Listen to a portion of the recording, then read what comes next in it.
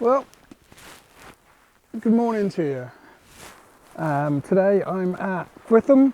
I kept it safe. I have got plans to go other places, but I've kept it to Fritham because I want to be very close to my wife at the moment. She's heavily pregnant, and the reason why I haven't made so many videos of late is because we both suffered from a cough that just wouldn't go away. So yeah, and there's been some projects going on trying to prepare the room for the new little arrival, and I've had to move the office out into the garden, etc, etc. So I've decided to keep it as local as I can at the moment, and then once we know where we are, I'll start to do some of my other little projects, and that's good because when you've got a bit of downtime and you aren't out photographing, get yourself a little notebook, because I don't know about you, whenever I see a location, I drive past one and I go, oh yeah, I should do that. It doesn't come back. It doesn't come back, and I forget about it. Anyway, I'm ready to go. I'm gonna get everything together and we'll get out. This has been videoed probably twice before, so sorry about the repeat, but it's always good to go back to your old location because conditions change all the time and you might better your last photo you ever took. So yeah, definitely go back to locations you've been before. Anyway, enough babbling on.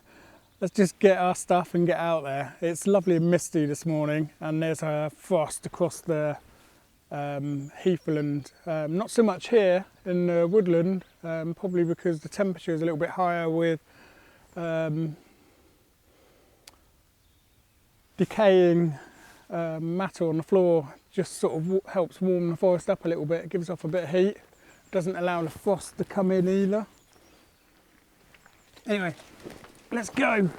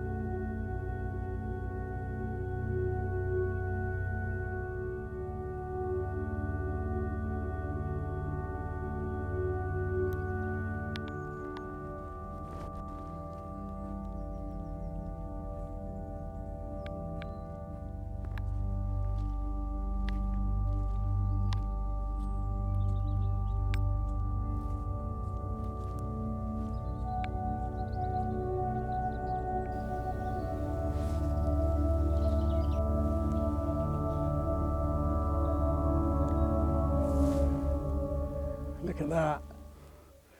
Just look at that. Beautiful frost everywhere. There's another reason why I really like coming to the same place. It's quiet. I'm in the middle of nowhere. There's a strip of the New Forest up the middle here from Fritham, where you've got a road on either side, which is miles in that direction and miles in that direction, and then you just got this bit of land that runs down the middle that's so peaceful. I've seen 2 other people already, and there's quite a few cars out on the main road on the way here. But this is amazing.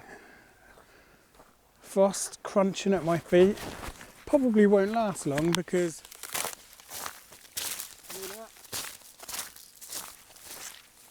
Amazing. I absolutely love being the first to turn up to locations and just be on your own there for a little while. A moment of peace before the chaos arrives and disturbs it for the rest of the day. So I'm going to head out to the pond that I usually head out to when I get to Fritham, just to check the conditions, see if it's any different from when I last photographed it. I've probably got 2 shots of this place. I'll see if I can find them, put them on the screen in different conditions. And I'll show you what I mean in those 2 shots. By coming back on a different day, different conditions, you get it in a different light, you get it in mist, you get it in frost, you get it in different seasons of the year. Don't just think you can turn up to a location and you're done with it after you've got your shot. Never feel put off by thinking that you're not a very good photographer because you keep revisiting your same locations. Think of it like this as well. You might be the most local person to get to certain locations where you keep revisiting, so therefore you're more likely to get the best image of that location, and then people locally can see that image and people globally can see that image and be inspired by it. So it's one of those things, isn't it, where you see somebody else's photo and you think, my God, I mean, Knowlton Church is photographed to death. Used to be really local to me. And I remember my mum saying to me, who wants a photo of a church on the wall? A ruined church. And I was like, well, you're kind of right, but I think what she was trying to say is I've gone there way too many times and I shot it to death. But it was local to me, and there were people as far as Dorchester, Weymouth and Poole trying to get there. I met people there while I was there and they come from afar. So they're less likely to visit. Whereas you, because you're right on the doorstep, you can visit it anytime you want and get it in the best conditions. So definitely revisit places you've been already. It's just a massive win for yourself. And you might get that ultimate image that you feel like you can't top. And that's what inspires me to keep going, that I might top the image that I last took. And that's one of my motivations. Oh, look at that. Straight into the sun. The frost. The funny thing is when the sun's up, so shooting in this direction in which the sun is shining into was already thawed out. And where I'm about to head now looks like it's kind of already thawed out a little bit as well. But I'm going to head in a different direction to what I normally do. I'm going to see if I can head down that direction. There's a very small little woodland, and I remember coming across a little muntjac deer. So there might be a bit of wildlife down there as well. And even if I don't photograph it, I'm just happy to see it.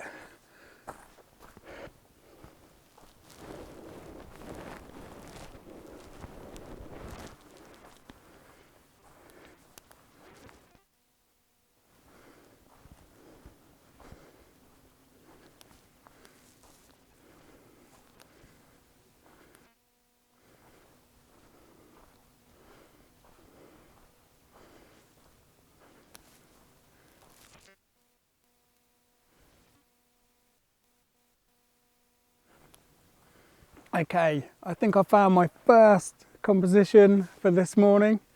This one is, I've never actually walked this way before, and it's only because I have that I've managed to look back and spot it. So if you look this way, you see there's a beautiful fallen tree, and in that little gap you've got the tree that I photographed before. So that's quite nicely framed in that little bit of fallen tree there, and they don't cross over too much there with the branches, so I don't think that's too much of a distraction.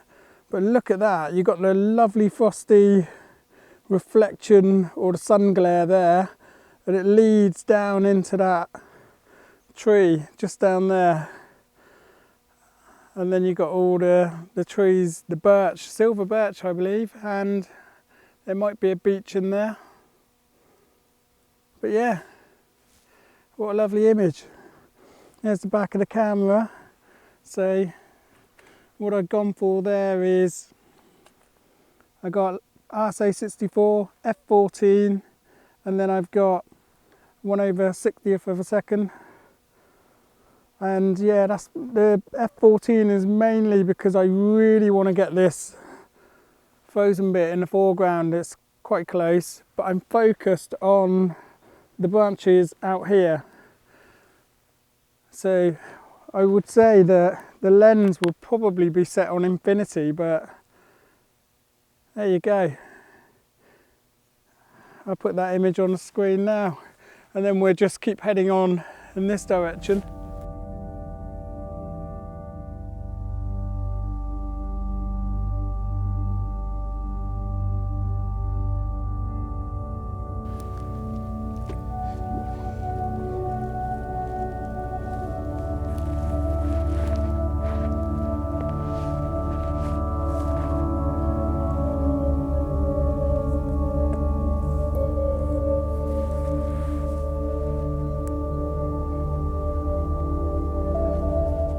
Don't want to disturb it too much. So if you look through there, you can see a little horse lying down there trying to warm up. You can see from the heat on its breath and the cold air outside, you've got like a condensation steam coming off its nostrils every now and again. And see if I can move in there without disturbing it. I really don't want to be the one that pushes it on, but I think there's something to be had. There's just a lot of chaos with the holly. A little opening there. It's not backlit there. I love the backlight. So I might move back. I might just get a headshot. So yeah, look at that. I think it's around here. Oh, right between those trees. You've got a tree going across its middle, but you can still make out that that is a horse. Let's see if I can get that.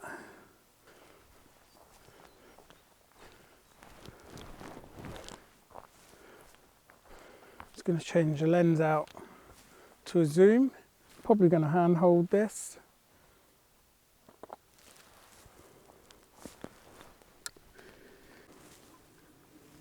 Try to keep my distance there, but decided to get up and move on. But there was this lovely moment where she was on her feet and she just exhaled the most amount of hot breath on that cold air. And now she's just through the little gap over there, grazing away, getting some breakfast. That's a thought. But yeah, I hope I got a shot. I think I got the one where she was just starting to rise up, just as I was getting the settings together on the camera.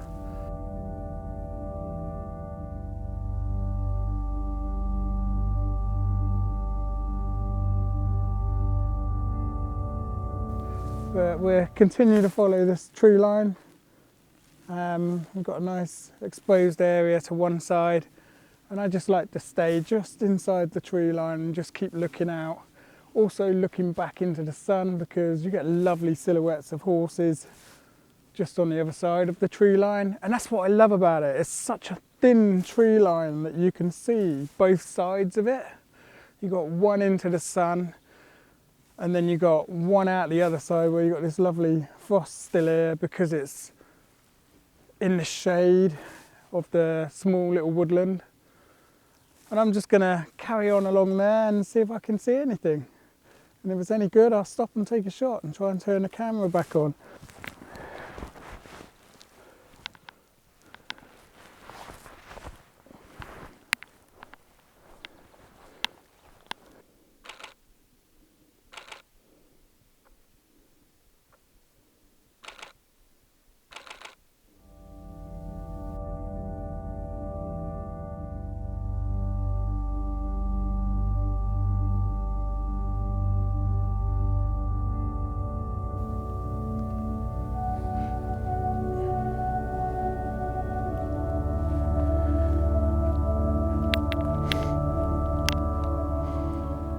How often do you get a second opportunity to take that same shot? There's a beautiful horse just resting on the floor there. And then there's one just taking the contours of that gnarly tree slightly to the right. And it just sort of caps over the top of it and frames it really nicely. So I've got that shot. I put that one on the screen. So that one I reduced the aperture down to f3.2, mainly because I wanted to throw some things out of focus, make it a bit more soft, especially the background. The background is showing really well, and I wanted to throw that out a little bit of separation. The only thing is I don't know whether the two horses are on the same focal plane, so the horse sitting down or lying down might be slightly out of focus, but the main one for me is the one under the tree, just standing there. Just look how that tree takes the contours. I'll see if I can zoom you in.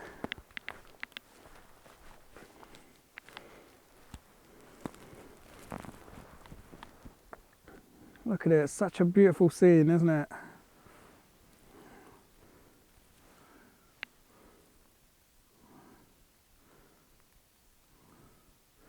So there they are. I've just kind of framed up. Underneath that gnarly tree there.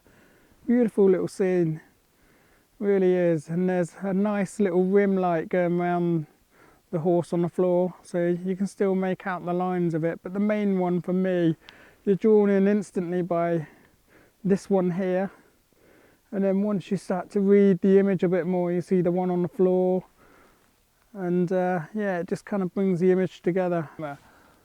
So I kind of figured I'd switch the lens back out to the 24-70, and I'm going to go for that same wide angle shot. Now if I get rid of all of that, you see that's what I'm going for. And I'll let a little bit more light in there so you can see all of it. You can see the horses there, that's my focal point. I've got a tree in the middle which is going off that direction, but I love that little arch that it's sort of created there, and I'm just going to try and perfect that framing. You can see that's what I'm after. It's on a third, and that's my image.